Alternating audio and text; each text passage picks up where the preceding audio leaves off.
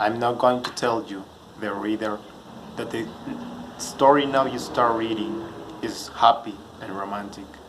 Yes, there's much love in the next words, much passion, but there's death too. There is some violence and even blood.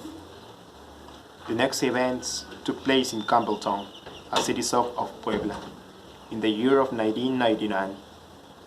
John, a handsome man with a scarf in his right eye, lives with Sophia, his wife. They were a happy couple and lived quietly in a big house on the edge of the town.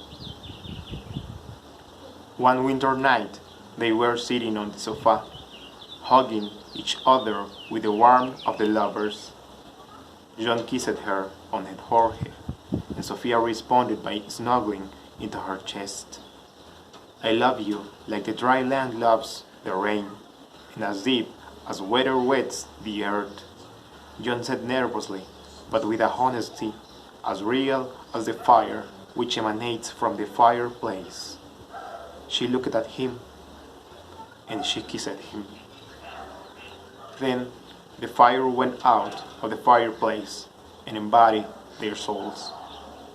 They spent all the night among the sheets, sharing their love with the moon.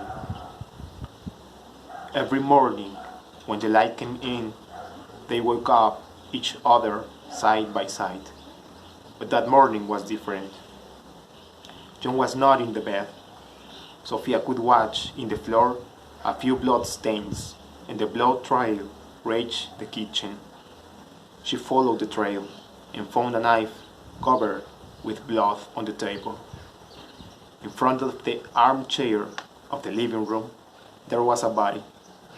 It was her husband. He was stabbed 7 times in the chest. He was dead. Suddenly, Sophia heard someone go out by the door. She did not have time to think. She took the knife, and with her bare feet, she ran to the porch. She saw a shadow, and she pounced on her. She nailed the razor on the back of the shadow. When it dropped out, she turned the body. It was her husband's face. She did not know what was happening. Then, the grass where she was kneeling started to grow until it reached the height of the house. She fainted, and when she opened her eyes, she was in the living room. She looked at the floor, and the body was still there, and the knife was on her hand too. There was a knock on the door. Open the door, please.